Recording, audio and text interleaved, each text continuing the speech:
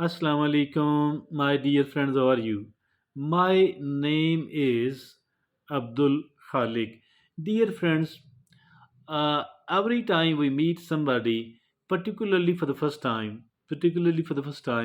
we do want to leave a good impression about we ourselves. We do want to leave a good impression about we ourselves. This is, you know, the case.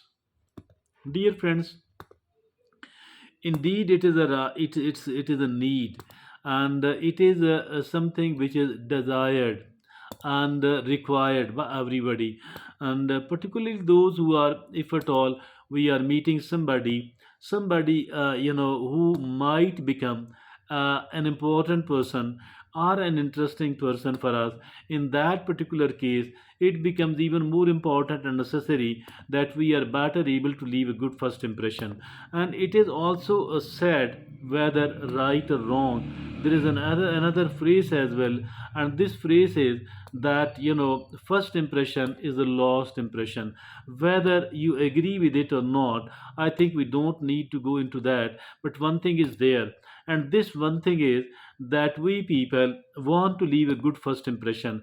Today, this is going to be the topic of our today's discussion, and I'm going to put forward 11 beautiful phrases, 11 useful phrases or sentences which can be used, sensibly while talking to somebody, while being with someone else, and these 11 phrases will definitely lead a good impression. And that is all what we want to do, leaving a good first impression. So let's go towards these 11 phrases.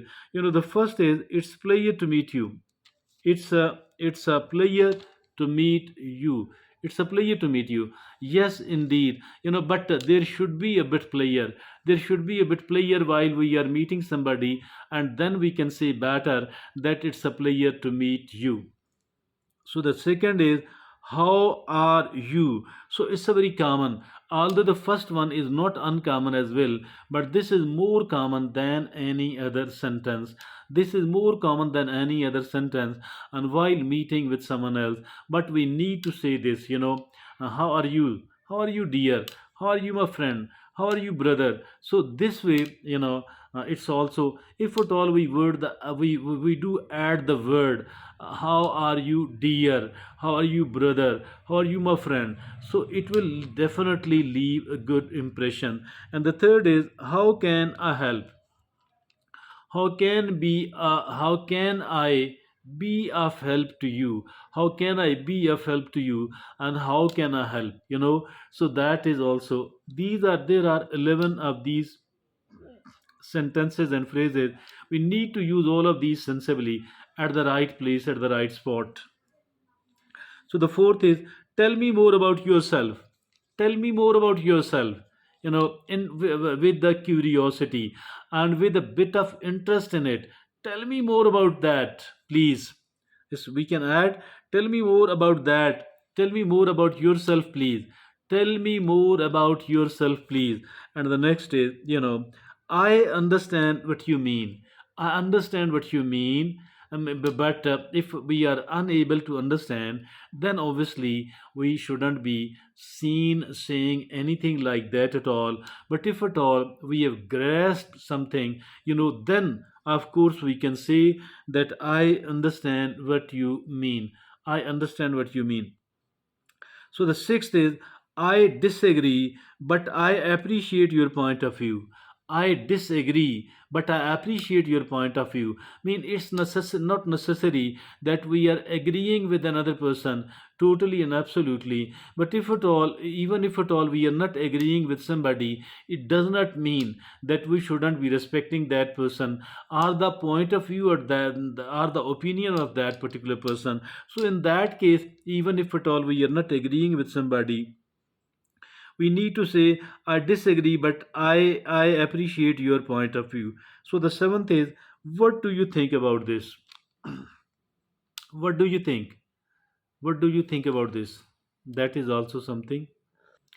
What do you think about that? So the next is, the eighth is, let's find a solutions. Let's talk about the solution. If at all somebody is talking about the problems and the problems, and presenting it in such a style that maybe these are unsolvable, unmanageable, in that case, let's use this beautiful sentence, that let's find the solution. Let's find the solution of it, so the ninth is, I am open to your ideas. I'm open to your ideas. Mean I'm an unbiased person. I'm not biased against you or your ideas. I am open to your ideas. Mean I'm quite receptive. You can share your ideas because I am very open towards it, because I am receptive, and you can talk about your ideas. So the 10th is, thank you for sharing that with me. If at all somebody does share something else with you, and that is that, then we need to say that thank you for sharing that with me. Thank you for sharing that with me. So this is the 10th phrase we need to use quite often. The 11th is, I am grateful for this opportunity. I'm grateful for this opportunity. You have provided me with this opportunity, and I'm grateful to you for all that. So we have talked about the 11 phrases which are generally, which generally leaves very good impression, a reasonably good impression about us. It does not mean that these are the only 11, but these 11 are one of those which does leave good impression, good first impression about about us upon another person. I think that these are, and plus other similar sentences, should be kept in the mind and being used at the right place. And it is also said about these 11 phrases or sentences, that these are actually being used by those who are emotionally intelligent. And 11 phrases 11 phrases emotionally intelligent people use to make a great first impression. 11 phrases emotionally intelligent people use to make a great first impression. So this is a really interesting. I think that it will be generating to several other phrases similar as well. Thank you, jazakallah.